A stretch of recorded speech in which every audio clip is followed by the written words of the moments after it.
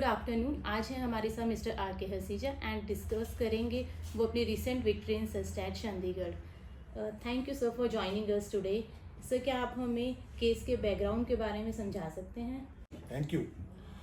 इससे पहले थोड़ा केस की बैकग्राउंड को समझते हैं। क्या था ये, एक एपेलेंट की दो फैक्ट्रियां थी आमने सामने।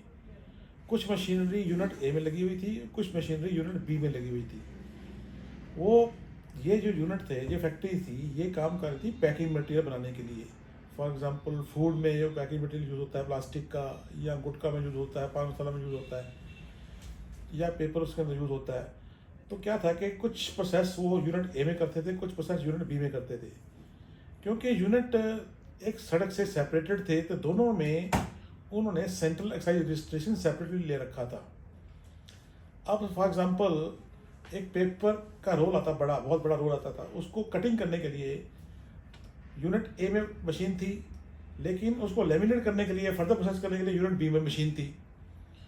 तो दोनों मशीनें आपस में म्यूचुअली एक्सक्लूसिव थी, यानी कि जो यूनिट ए में मशीन थी यूनिट बी में नहीं थी, और जो बी में थी वो ए में नहीं थी। लेकिन एक काम को, पर्टिकुलर ऑर्डर को पूरा करने के लिए उनको दोनों मशीन का यूज करना था।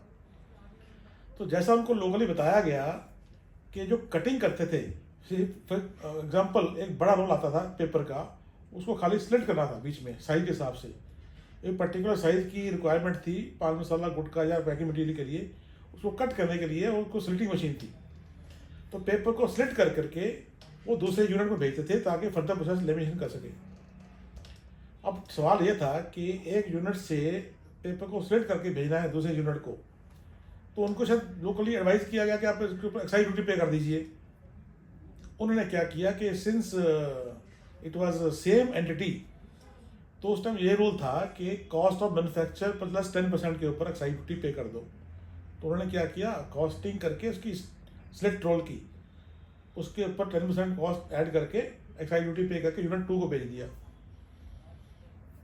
दूसरे यूनिट ने उसका सर्टिफिकेट क्रेडिट ले लिया, बिल्कुल ठीक है, कोई दिक्कत नहीं। लेकिन डिपार्टमेंट ने एक फनी केस बनाया, सेइंग दैट जो प्रोसेस ऑफ स्लिटिंग है that does not amount to manufacture. अगर मैन्युफैक्चर नहीं है बट आपने यूनिट 2 से ड्यूटी कलेक्ट कर ली, तो हम उसको सेक्शन 11D में डिमांड करेंगे, क्योंकि आपने एक्साइज ड्यूटी कलेक्ट कर ली है। और दूसरे यूनिट को सर्टिफिकेट डिनाई कर रहे थे ऑन द ग्राउंड कि पहले यूनिट में एक्साइज ड्यूटी लगती नहीं थी, वो एक्साइज ड्यूटी है ही नहीं है, इसलिए आपको सर्टिफिकेट मिलेगा। तो सेम पार्टी को दो जगह से डिमांड आ गई। तो ये पर्टिकुलर केस था। सर, इस केस में डिपार्टमेंट ने किस लाइन पर आर्ग्यू किया था? तो डिपार्टमेंट ने इसका ये केस बनाया कि जो स्लिटिंग कर रहे हैं, in terms of supreme court judgement in the case of SR tissues, slitting doesn't amount to manufacture.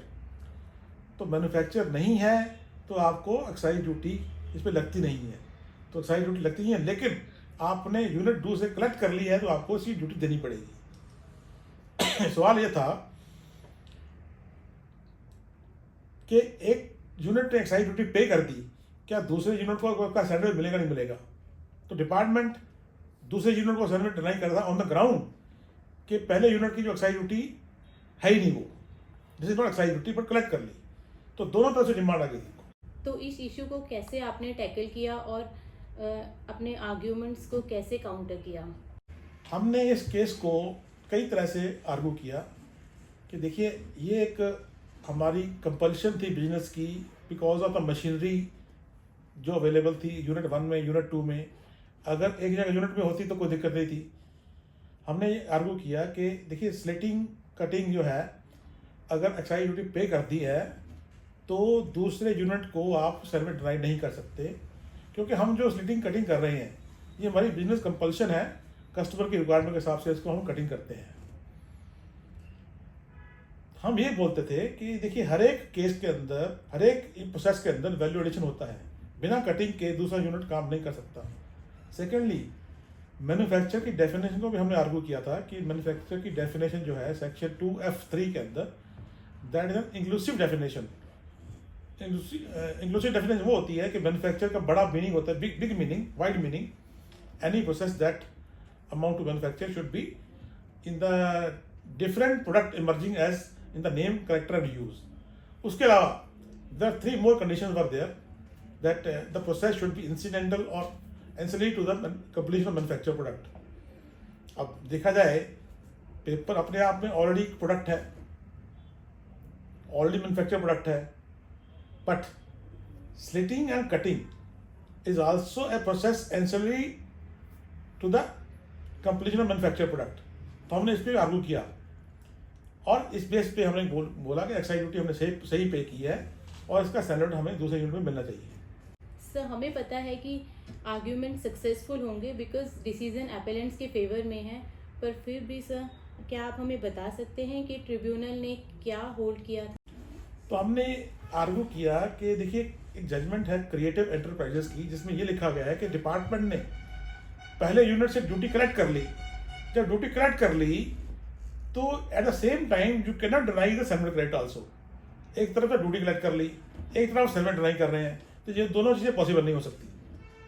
तो हमने ऐसा टिश्यू के केस को फैक्चुअली डिस्टिंग्विश किया and on the ground that even if अगर हम 2F1 को माने तो ये प्रोडक्ट जो है it's also manufactured product by cutting in the sense that it also involves a process which is ancillary to the completion of manufactured product. So ultimately tribunal ने इसको बात को मान लिया कि आपने एक्साइज ड्यूटी कलेक्ट कर ली है तो आप at the same time settlement deny नहीं कर सकते. इस केस के अंदर मैन्युफैक्चर की टर्म को उन्होंने अच्छी तरह एग्जामिन किया और समझा कि हाँ देखिए अगर कमर्शियली और फंक्शनल ट्रांसफॉर्मेशन ऑफ गुड्स की हो रही हैं तो इसको यह समझना चाहिए कि ये एक आल्सो मैन्युफैक्चर प्रोडक्ट है और इसके ऊपर डिपार्टमेंट ने एक्साइज ड्यूटी एक्सेप्ट कर ली है. तो at the same time simply on the procedural ground आप सेटलमेंट डिनाई नहीं कर सकते.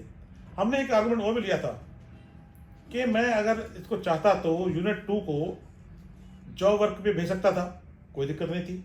जॉब वर्क होकर वापस आता था उसमें दोबारा इसको यूज़ कर सकता था. तो ये बात भी ट्रिब्यूनल को अच्छी लगी थी on the same ground that ultimately उन्होंने कहा कि इस पर कोई डिमांड नहीं बनती, ना यूनिट 1 पे बनती है ना यूनिट 2 पे बनती है. यूनिट 1 की डिमांड 11D अदरवाइज नहीं बनती क्योंकि हमने पे कर दी थी और यूनिट 2 में सेटलमेंट इसलिए नहीं हो सकता कि एक्साइज ड्यूटी ऑलरेडी यूनिट में पे हो चुकी थी.